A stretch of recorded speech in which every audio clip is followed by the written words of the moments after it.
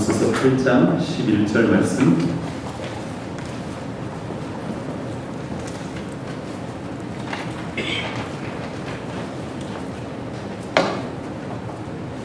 아모스서 8장 11절 말씀.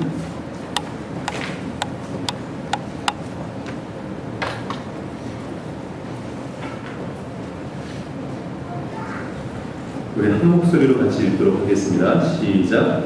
그날이 온다. 나 주 하나님의 하나님이다. 내가 이 땅에 기근을 보내리라. 사람들이 배고파하겠지만 그것은 밖에 없어서 겪는 배고픔이 아니다. 사람들이 목말라 하겠지만 그것은 물이 없어서 겪는 목마름이 아니다. 주의 말씀을 듣지 못하여서 사람들이 굶주리고 목말라 할 것이다.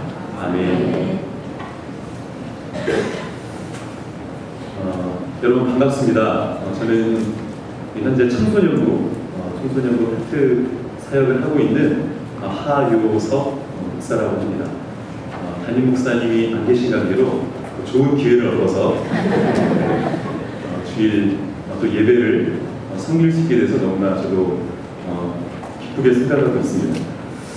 원래는 제가 목소리가 좀 더 좋은데 감기가 조금 걸려가지고 조금 콧소리가 나는 것 같아요. 그래서 이해해 주시고 같이 담임 목사님보다는 많이 부족하지만 하나님의 말씀으로 받고 믿음으로 마음에 새기는 귀한 말씀이 됐으면 좋겠습니다. 제가 지금 청소년부를 담당하고 있기 때문에 우리 다음 세대에 관한 말씀을 우리 성도님들과 함께 나눴으면 좋겠습니다. 그래서 제목이 조금 무시무시하죠. 무시무시한 제목으로 한번 지어봤습니다. 다음 세대가 없는 세대. 좀 더 정확히 말하자면 교회의 다음 세대가 없는 세대라는 제목입니다. 여러분도 한번 상상해봤으면 좋겠어요. 우리 교회에 이렇게 어른들만 있고 아이들은 한 명도 없는 거예요. 어른들만 이렇게 예배드리고 아이들은 한 명도 없습니다. 유치부, 유초등부, 청소년부가 없습니다. 우리 선생님들 너무 좋죠. 우리 주일학교 청소년부 선생님들이 정말 수고를 많이 하고 계세요. 아이들과 함께 11시에 예배를 드려야 되기 때문에 일부 예배, 8시. 그래서 7시에 일어나서 막 부랴부랴 교회 오고. 그래서 8시 일부 예배 드리고, 일부 예배 끝나자마자 후딱 아침 먹고, 다시 아이들 예배 준비하고, 또 아이들 예배 또 드리고, 또 아이들 데리고 금방 오고 또 와요. 거의 교회에 7시에 나와서 모든 사역이 끝나면 거의 1시, 늦으면 2시. 우리 선생님들 보시면 많이 격려해 주시고 또 맛있는 것도 많이 사주시면 좋을 것 같습니다. 그런데 이럴 필요가 없어요. 우리 아이들이 없으면 그냥 늦게 11시에 천천히 일어나서 와서 이쁘게 화장도 다 하고 나와서 예배 드리고 점심 먹고 그리고 좀 커피 한잔 하고 그냥 집에 가면 됩니다. 우리 아이들이 없으면 교회에 모임할 장소도 많죠. 로데매직 같은 이쁜 카페 2층에 만들고 남녀 휴게실도 만들고 침대도 갖다 놓고 쉬기도 하고 탁구대도 막 설치해놓고 세미나실 만들어서 우리 어른들 마음대로 산 공부하고 커피도 마시고 교제하고 편안하게 조용하게 우아하게 예배드리고 모임 가질 수 있습니다. 특히 우리 저기 감옥과 같은 사무실에서 예배를 드리시는 우리 어머니들 너무 고생이 많으시죠. 제 아내도 저기서 예배를 드리는데 예배를 드리는 건지 아닌 건지 헷갈리네요. 예배 드릴 때마다 거의 전쟁터예요. 아이들 막 뛰어다니고 울고 과자 먹고 또 뺏어 먹다 싸우고 울고 사무실에서 진짜 말씀 듣고 은혜 받으시는 분들은 정말 대단한 분들이십니다. 웬만큼 성령 충만하지 않고서는 저기서는 예배드리는 드는 것 자체가 그냥 은혜가 되는 것이죠. 교회에 아이들이 없으면 좋은 점도 참 많아요. 그렇게 수고스럽지 않게 예배드릴 수 있습니다. 사랑하는 성도 여러분, 여러분들 이런 교회를 원하십니까? 여러분 이런 교회를 원하십니까? 아멘이 안 나와서 굉장히 너무 좋지만 좋은 것 같지만 그렇게 10년이 지나고 20년이 지나고 30년이 채 가지도 못할 거예요. 더 이상 우리 교회에 오늘 이런 아름다운 찬양팀도 존재하지 않을지 모릅니다. 삼공부도 목장 모임도 팀장 모임, 어떤 팀 모임이 없을지도 몰라요. 멋있게 무대 집을 만들어 놨는데 거기에 앉아서 대화하고 교제하는 사람이 없을지도 모릅니다. 결국에는 교회가 없어질지도 모릅니다. 교회의 다음 세대가 없는 세대가 아니라 더 심각하면 교회가 없는 세대가 될지도 모르는 것이죠. 여러분, 이것은 그냥 우스갯소리로 하는 그냥 상상이 아닙니다. 설마 그렇게까지 되겠어? 지금 이렇게 사람이 많은데, 이렇게 아이들이 많은데, 그냥 괜한 걱정이 아닙니다. 지금 한국교회는 우리가 설마라고 얘기하는 이러한 모습으로 조금씩 걸어가고 있습니다. 그리고 그 속도는 점점 빨라지고 있습니다. 이 문제는 이제 다른 나라의 문제가 아니라 또 다른 교회의 문제가 아니라 우리 교회의 문제라고 우리가 생각하고 이 일을 위해 함께 준비하고 기도해야 될 때라고 생각합니다. 이러한 한국교회의 현실 앞에서 우리가 다시 한번 우리 어른들이 다시 한번 정신 차리고 고민해야 할 시기입니다. 오늘 말씀을 통해서 하나님께서 지금 이러한 시대에 다음 세대에 하나님을 믿고 하나님의 말씀을 따라 순종하는 삶을 이 참신앙을 전수해 주어야 우리의 정말 막중한 책임이 있죠. 이 책임을 가진 우리가 어떻게 해야 하는지, 하나님께서 우리에게 무엇을 요구하시는지 말씀을 통해 하나님의 음성을 듣는 귀한 시간이 되기를 주님의 이름으로 축원합니다. 오늘 우리가 살펴볼 말씀은 아모스서입니다. 아모스서, 굉장히 익숙하지 않은 성경 본문이죠. 아모스서의 저자는 누구입니까? 아모스입니다. 굉장히 어려운 문제 드렸는데 한두 분이 너무나 명석하게 맞춰주셔서 감사합니다. 근데 깜짝 놀라신 분들이 한 3분 계신 것 같아요. 아모스가 사람 이름이었어? 네, 아모스 선지자가 아모스서를 기록했습니다. 아모스는 선지자이고 예언자죠. 이 당시에 우리가 예언자하면 전쟁이 이런 사람이 떠오르지만 이 당시 하나님의 말씀을 기록한 예언자의 역할은 하나님의 말씀을 받아서 하나님의 백성들에게 전달하는 사람, 이것이 바로 예언자의 역할이었습니다. 아모스는 어떤 사람인가? 오늘은 좀 성경 말씀을 같이 좀 찾아보면서 하나님 말씀을 나눴으면 좋겠습니다. 1장 1절 말씀 한번 같이 한번 봤으면 좋겠습니다. 아모스서 1장 1절 말씀.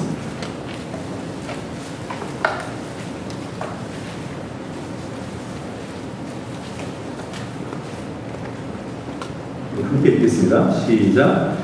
그거와의 목자 아모스가 전함합니다. 그가 이스라엘에 일어난 일의 계시를 볼 무렵에 유다의 왕은 우시아이고 이스라엘의 왕은 요아스의 아들 여로보암이었다. 그가 계시를 본 것은 지진이 일어나기 2년 전이다. 아멘. 아모스서에서 1장 1절과 7장 14절에서 아모스 선지자가 어떤 사람인가를 설명해 주고 있습니다. 먼저 1장 1절에서는 이 아모스가 드부와의 목자다라고 얘기하고 있습니다. 아모스의 직업이 뭐라고요? 네, 목자예요. 양치기입니다. 또 7장 14절 7장 14절 지금 들어보겠습니다. 7장 14절은 제가 읽어보겠습니다. 아모스가 아마샤에게 대답하였다. 나는 예언자도 아니고 예언자의 제자도 아니요 나는 집짐승을 먹이며 돌무화과를 가꾸는 사람이라고 얘기하고 있습니다. 1장에서는 드부와 목자라고 얘기하고 있고 7장 14절에서는 나는 선지자도 아니고 선지자의 제자도 아니고 집짐승을 먹이고 돌무화과를 가꾸는 사람입니다. 돌무화과는 뽕나무입니다. 뽕나무를 재배하는 그러한 일을 하는 사람이죠. 보통 다른 성경에서 성경을 기록한 많은 예언자와 선지자들이 있죠.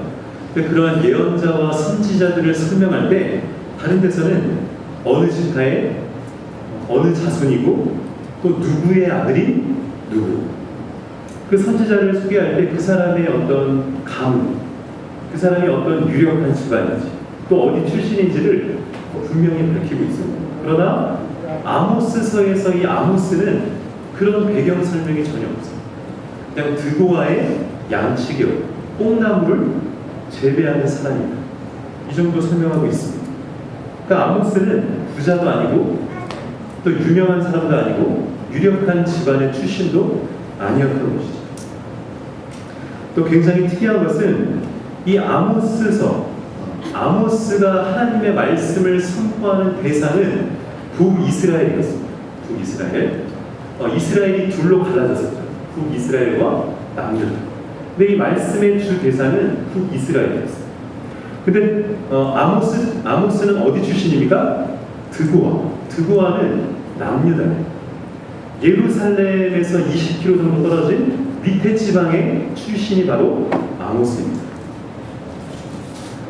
그러니까 아모스는 자기하고는 전혀 상관없는 북이스라엘에 가서 북이스라엘 사람들에게 또 전혀 유명하지도 않고 부자도 아니고 유력한 집안도 아니고 선지자로서 어떤 자격을 갖춘 것도 아니고 선지자 집안도 아니고 그런 사람이 하나님의 말씀을 받아서 온전히 그 말씀에 순종해서 북이스라엘에 가서 하나님의 말씀을 선포하고 있는 것이죠.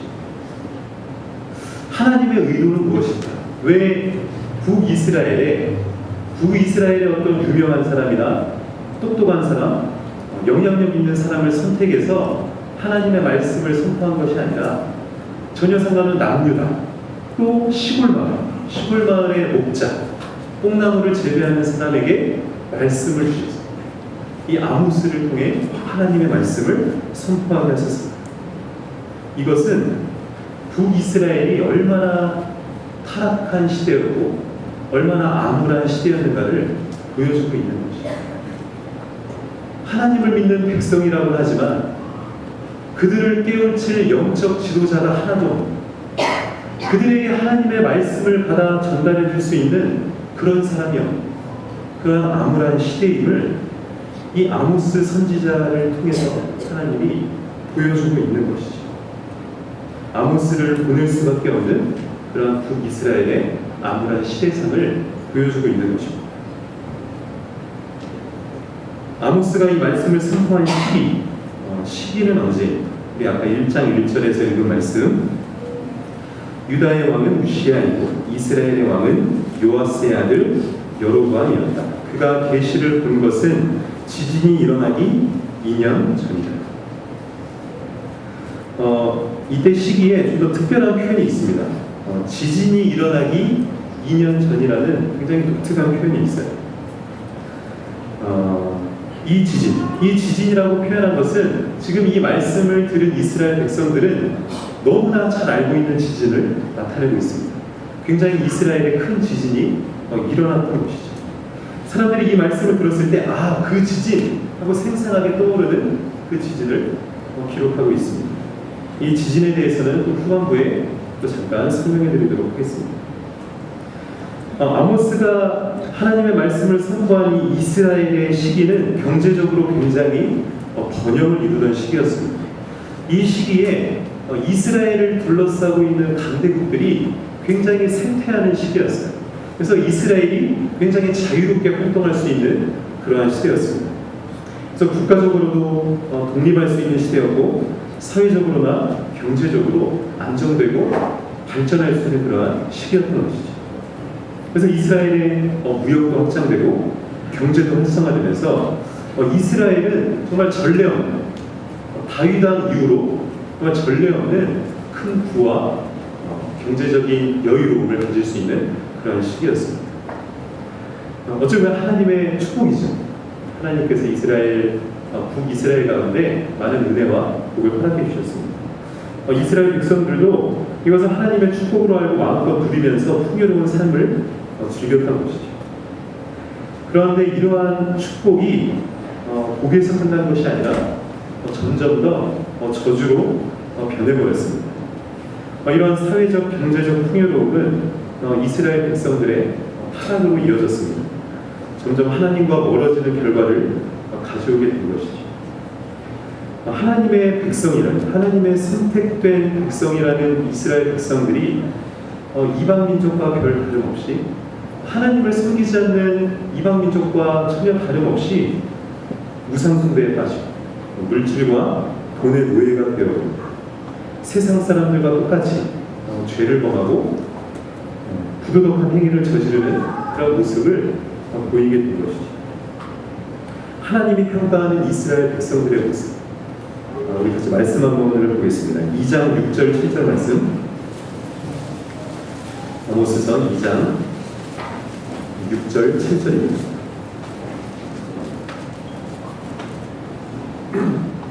함께 읽겠습니다.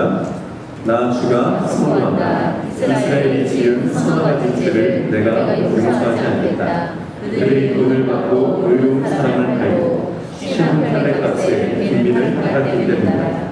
그들은 힘없는 사람들의 머리를 흙먼지 속에 쳐넣어서 죽였고 힘약한 사람들의 길을 묻게 하였다.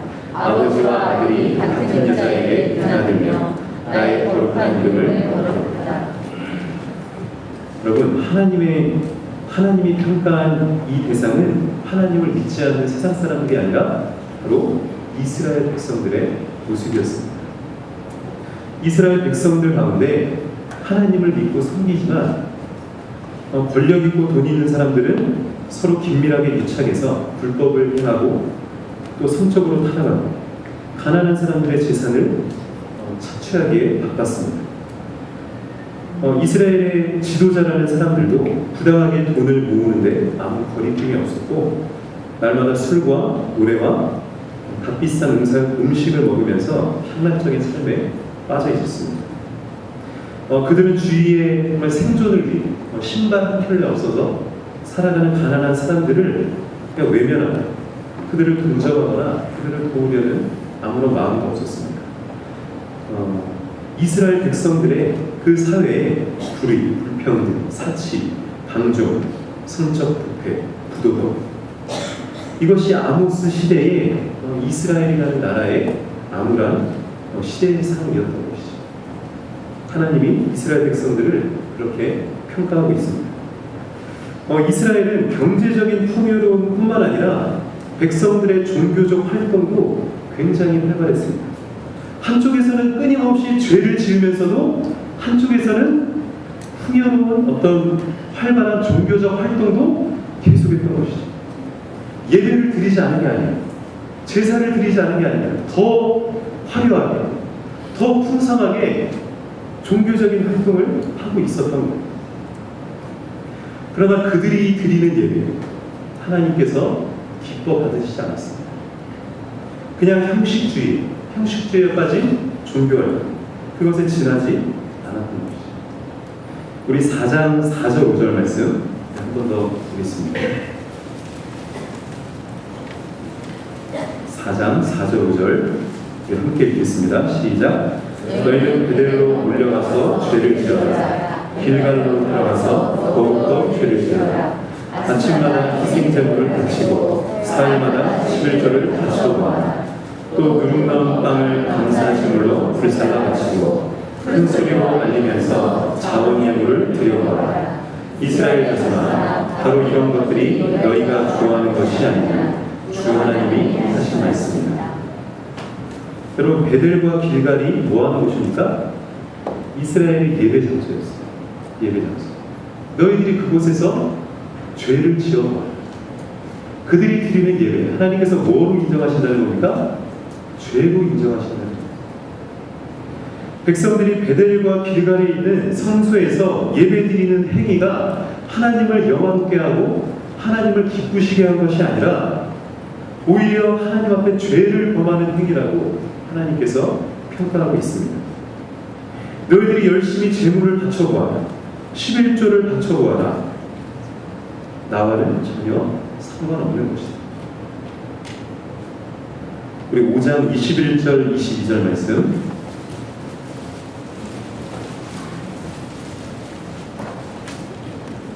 5장 21절 23절까지 말씀 함께 읽겠습니다. 시작. 나는 너희가 버리는 젊은 행사들이 싫다, 역겹다. 너희가 성에 보며도 도무지 기쁘지 않다.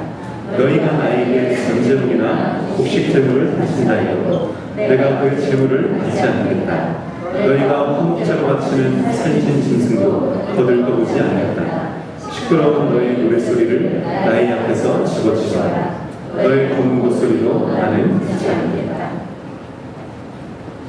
아무리 화려한 종교 집회를 가져도, 아무리 화려한 음악과 악기로 하나님을 찬양한다 하여도 하나님은 그것을 기뻐 받으시지 않는다. 하나님께서 말씀하고 있습니다. 더 강하게 표현하고 있죠. 너희들의 예배가 역겹다.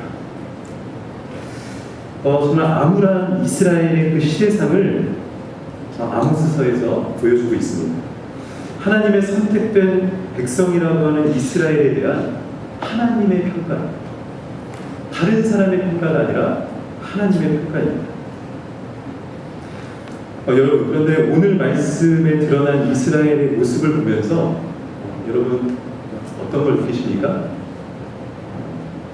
이러한 이스라엘의 모습에서 한국교회와 한국교회의 성도들의 모습이 이렇게 오버랩되는 것이 보입니다. 우리나라도 하나님의 정말 축복으로 정말 사회적으로 경제적으로 안정되고 정말 엄청난 발전과 그 부와 여유로움을 우리는 누리는 그 시대에 살고 있습니다. 그 어느 때보다 풍요로운 삶을 우리는 살고 있습니다. 그러나 이러한 축복과 풍요로움과 함께 불행하게도 한국교회는 점점 변질되고 있습니다. 끊임없이 나오는 교회의 부정부, 기독교인들의 잘못된 모습, 물질 만능주의, 성공주의, 종교적 형식주의, 세상과 똑같은 가치관으로 세상과 똑같은 모습으로 변해가는, 그래서 세상 사람들로부터 이제 지탄받는 그런 모습으로 교회가 변해가고 있습니다.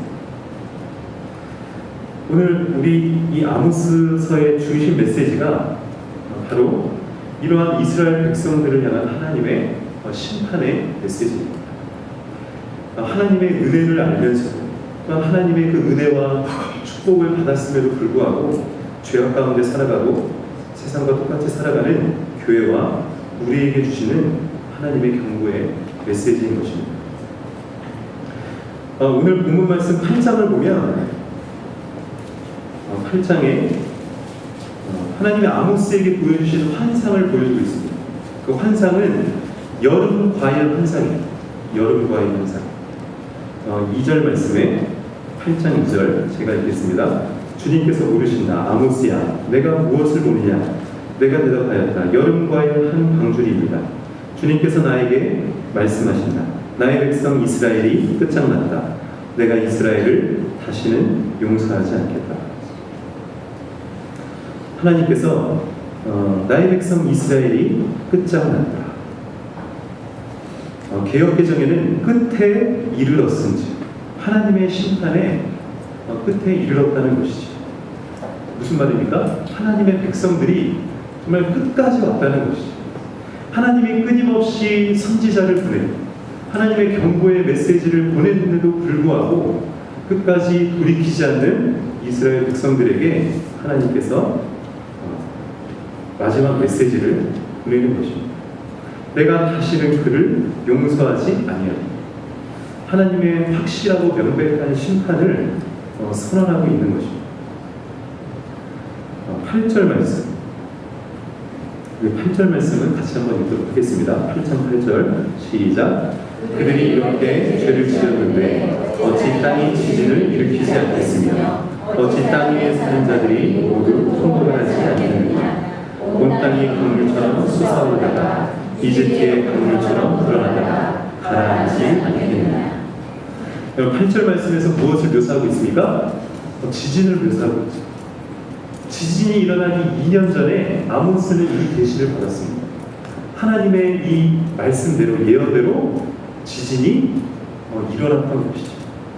하나님의 예언이, 이 경고의 메시지가 실제로 이스라엘 땅 가운데 일어나고 있었습니다.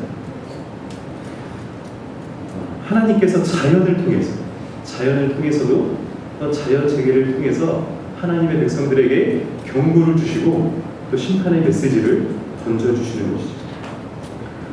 그러나 이런 자연 재해를 통한 경고나 심판보다도 더 무서운 심판이 있습니다. 하나님께서 하나님의 백성에게 주는 가장 큰 심판은 무엇인가? 우리 오늘 읽은 11절 말씀입니다. 우리 11절 말씀 다시 한번 읽도록 하겠습니다. 함께 읽겠습니다. 시작. 하나님보다 나아가서 하나님이 하는 말이다. 내가 이 땅에 기근을 보내겠다. 사람들이 배고파하겠지만 그것은 답이 없어서 겪는 배고픔이 아니다. 사람들이 목말라하겠지만 그것은 일이 없어서 겪는 목마름이 아니다. 주의 말씀을 듣지 못하여서 사람들이 굶주리고 목말라 할 것이다. 내가 그 땅에 기근을 보내겠다. 근데 그 기근이 실제 물이 없는 기근이 아니라, 식량이 없는 기근이 아니라 무슨 기근입니까? 하나님의 말씀이 없는 기근. 너희들이 양식이 없어 주림이 아니며 물이 없어 가람이 아니요 여호와의 말씀을 듣지 못한 기간이 올 것이다. 영혼의 양식, 하나님의 말씀을 들을 수 없는 기근을 하나님이 보내시겠다는 것이죠. 12절에 보면 여호와의 말씀을 구하려고 돌아다녀도 너희들은 얻지 못할 것이다. 13절에 다 갈아여 쓰러질 것이다. 젊은이들이 다 쓰러질 것이다. 여러분, 지진이나 기근이나 홍수 같은 자연을 통한 심판보다 더 무서운 심판은 하나님의 백성에게 하나님께서 축복하신 땅에 하나님의 말씀이 사라지는 것입니다. 이 땅에 하나님의 말씀이 사라져버리는 시대, 이것이 하나님의 가장 무서운 심판이라는 것을 우리가 분명히 기억해야 하겠습니다. 우리의 영혼을 살리는 이 생명의 말씀이 없는 세대가 온다는 것이죠. 말씀이 없고 말씀을 전하는 자도 없고 교회도 없는 세대. 여러분, 그 결국은 망하는 나라가 되는 것입니다. 하나님이 없는 나라. 그리고 그 나라는 더 이상 소망이 없는 것이죠. 여러분, 한국교회의 현주소는 어디인가? 한국교회는 80년대, 90년대 교회의 부흥기를 맞았습니다. 굉장한 부흥을 일으켰죠. 2000년대를 넘어서는 한국교회가 정체하기 시작했습니다. 이제는 쇠퇴기에 접어들었습니다. 이것이 한국교회의 현주소입니다. 10년 전에 종교수를 조사하면 기독교 종교수가 1200만 명, 그래서 4분의 1이다 이렇게 자부했습니다. 근데 지금 조사한 결과는 800만 명이 채 되지 않습니다. 앞으로 10년은 어떻게 될까요? 500만 명, 그 절반 400만 명도 되지 않을 수 있습니다. 그리고 더 심각한 것은 오늘 말씀의 제목처럼 다음 세대입니다. 다음 세대 비율은 점점 더 줄어가고 있습니다. 다음 세대가 무너져가고 있습니다.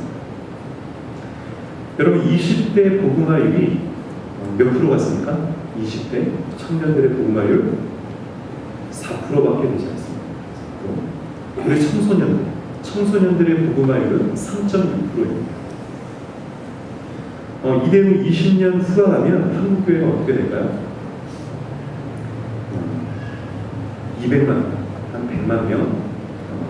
지금 전문가들은 이 정도로 지금 예상하고 있습니다. 여러분, 한국교회에 말씀이 사라져가고 있습니다. 교회가 사라져가고 있습니다. 눈에 보이지 않게 조금씩 사라져가고 있습니다. 다음 세대가 사라져가고 있습니다.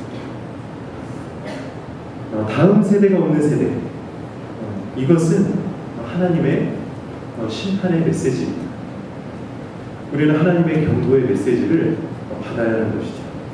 이것은 세상에 대한 심판이 아닙니다. 타락한 교회에 대한 하나님의 심판입니다. 이러한 현상은 역사가 증명하고 있습니다. 여러분, 영국이라는 나라가 어떤 나라입니까? 청교도의 나라. 청교도의 나라. 하나님의 말씀을 최고로 여겨던 청교도. 수많은 설교자, 정말 지금까지도 몇백 년이 지난 지금까지도 영향력을 행사하는 그 수많은 설교자와 신학자를 배출한 영국 청교도의 나라. 우리나라에 처음 들어와서 대동강변에 성경책을 뿌리며 순교한 순교자 누굽니까? 토마스 선교사의 나라. 너무나 고마운 나라죠. 수많은 곳에 선교사를 보내고 복음을 전한 영국. 지금 영국의 기독교율이 몇 프로인지 아십니까? 0.9%입니다. 1%가 아닙니다. 영국 교회 건물이 엄청난데 그 교회 앞자리 할머니 한 10분들만 예배드리고 있어요. 그것이 영국 교회의 현실입니다. 그리고 화려하게 지었던 예배당이 술집으로 팔렸습니다. 나이트 클럽으로 팔리고 있어요. 왜냐하면 유지가 안 되니까. 그냥 넘어가고 있습니다. 또 이슬람 사원으로 넘어가고 있습니다. 여러분, 미국의 상황은 어떻습니까? 조금씩 그렇게 바뀌어가고 있습니다. 그러니까 우리나라 마찬가지입니다. 이 원인이 어디에 있는가? 우리는 이 원인을 자꾸 세상에 돌릴 때가 있습니다. 지금 세상이 너무 악해서, 세상 사람들이 너무 악해져서 우리 교회를 비판하고 우리 교회를 어렵게 만든다. 여러분, 세상 사람들이 예전보다 악해져서 이런 일이 벌어지는 것이 아닙니다. 세상은 원래 악해. 이 책임이 세상 사람들에게 있지 않습니다. 이 원인이 누구에게 있습니까? 바로 하나님을 믿는 하나님의 백성들에게 있는 것입니다. 우리 교회에 있습니다. 하나님을 믿고 섬긴다고 하는 교회와 성도들의 죄에 있는 것입니다. 하나님을 믿는다고 하지만 실제 삶 속에서 하나님을 향한 사랑도 순종도 없는, 이웃 사랑도 없는 내 백성들, 세상과 똑같이 물질의 우상, 성공의 우상을 섬기며 살아가는 하나님의 백성들, 하나님의 백성들에게 하나님께서 눈물로 얘기하시고 경고하시는 말씀이 바로 아모스서입니다. 아모스 선지자를 통해 지적하는 하나님의 이 경고의 메시지, 이스라엘의 이 죄악들이 바로 우리에게 주시는 하나님의 메시지라는 것을 우리가 마음에 새겨야 하겠습니다. 우리의 죄 때문에 우리 다음 세대들이 그 열매를 먹게 되는 것이죠.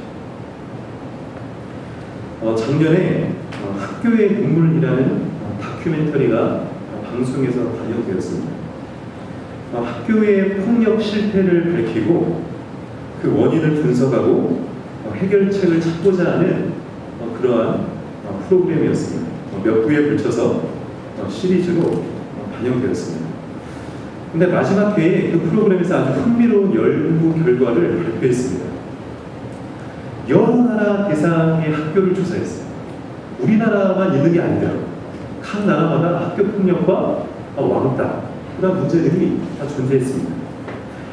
여러 나라를 대상으로 폭력 실태를 조사하고 나라별로 그래프를 만들었습니다. 학교 폭력 비율과 그 나라의 성인 범죄율, 그 그래프를 대조했습니다. 그랬더니 같은 모양을 하고 있는 거죠. 이것은 무슨 말이냐면 학교 폭력의 문제가 아이들의 비행과 아이들의 죄악의 문제가 아이들 문제로 일어난 것이 아니라 성인들의 그 죄를 아이들이 그대로 답습하고 있는 것이죠.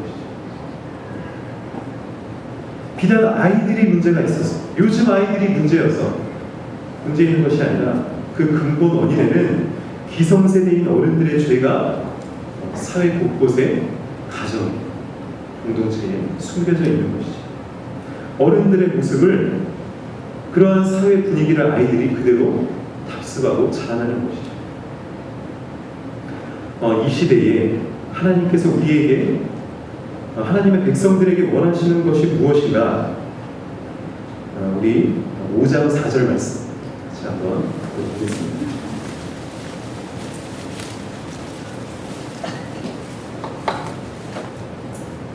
5장 4절 말씀 한 목소리로 읽겠습니다. 시작. 나 주가 이스라엘 가문에 선포한다. 너희는 나를 찾아라. 그러면 산다. 하나님께서 원하시는 것은 무엇인가? 나 여호와 하나님을 간절히 찾아라.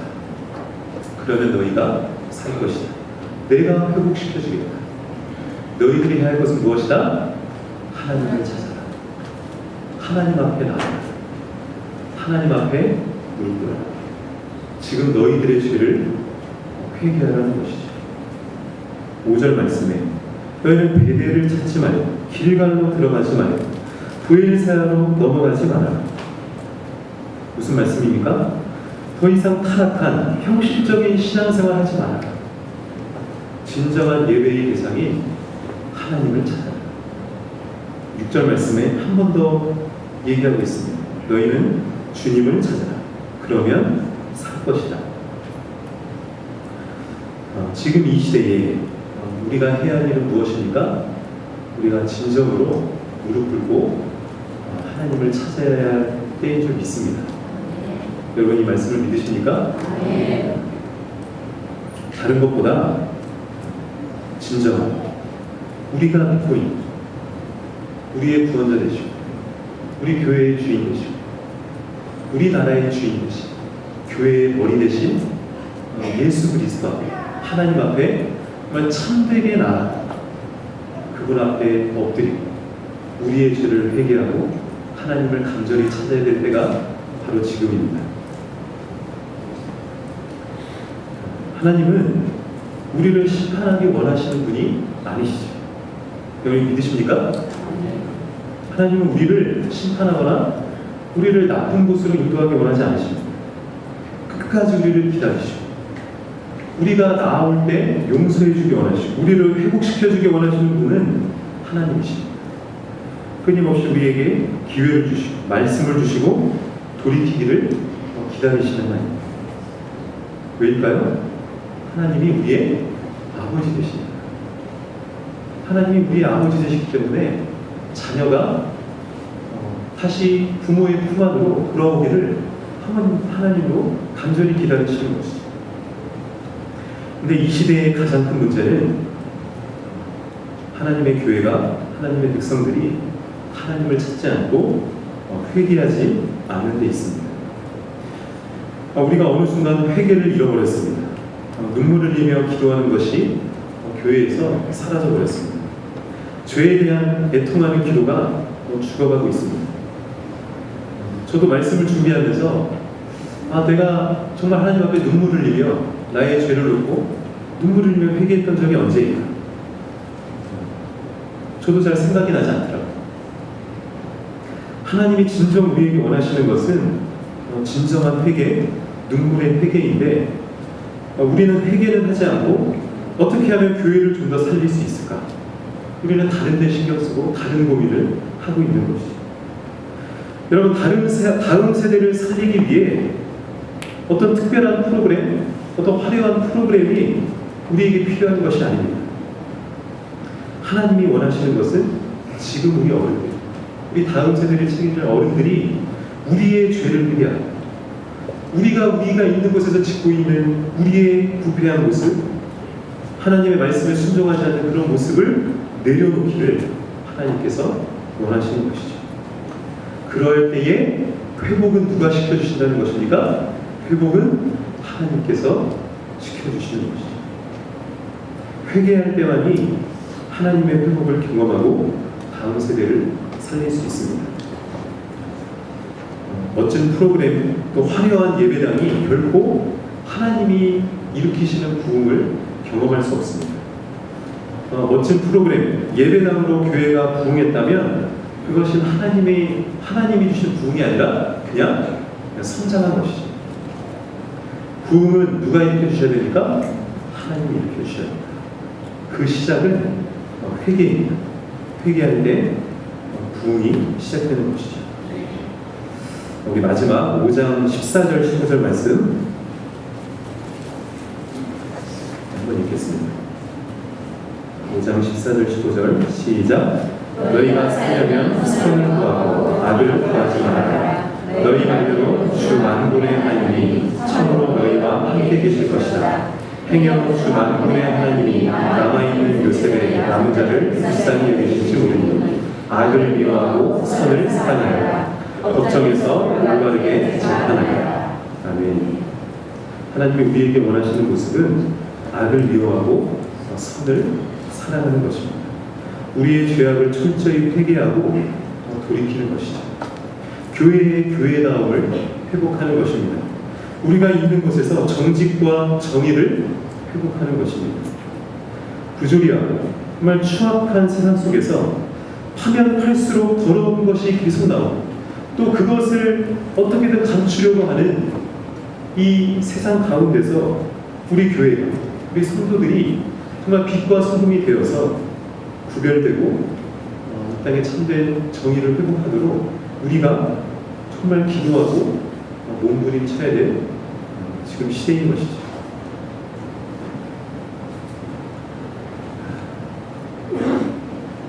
또 우리는 다음 세대를 세우는 일에 무엇보다 힘써야 하겠습니다.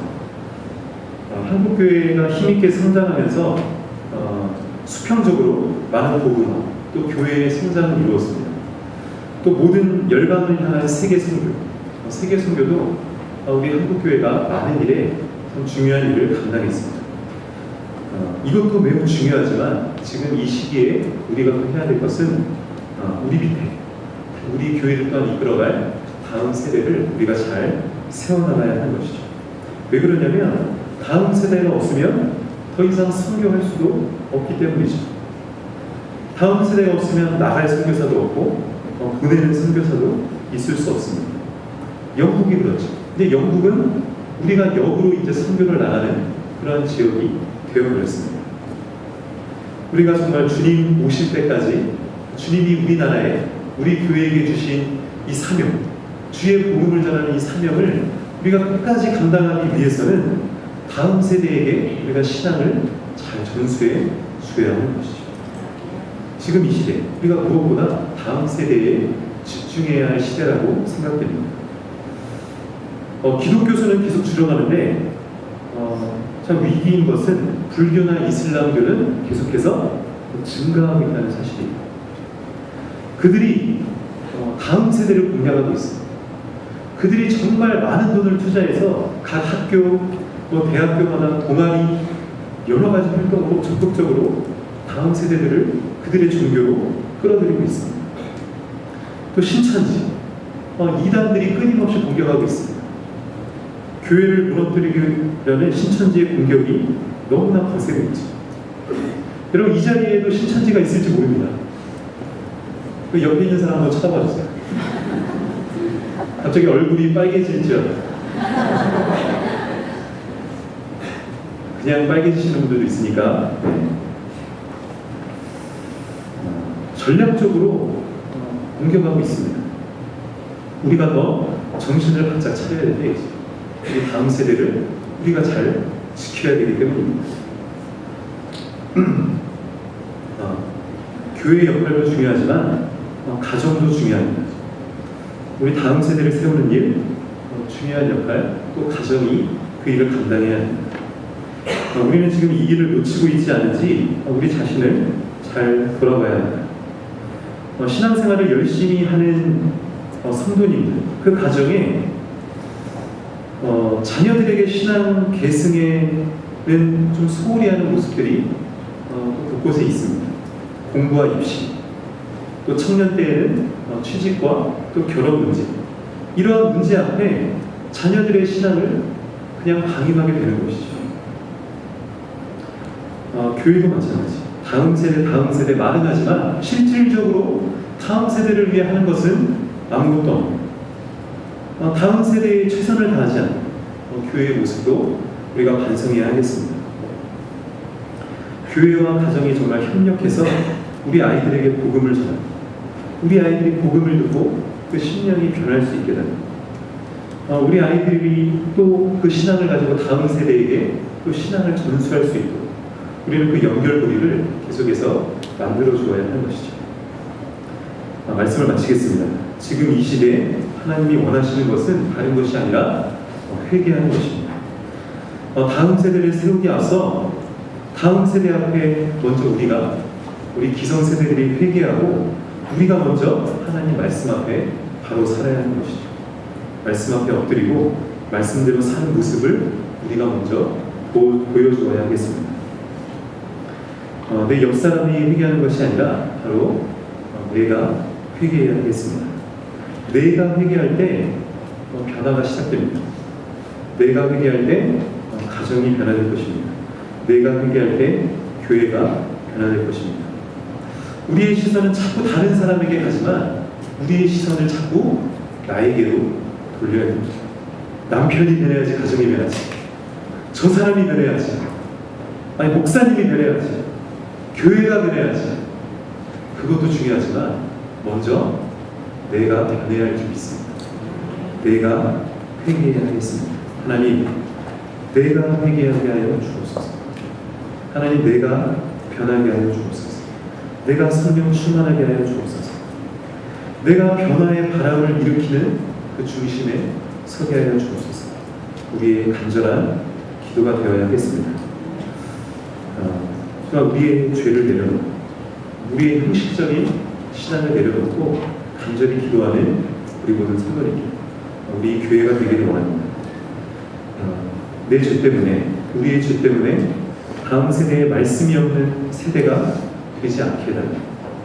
다음 세대가 사라진 그러한 한국, 그러한 우리 교회가 되지 않게 해달라.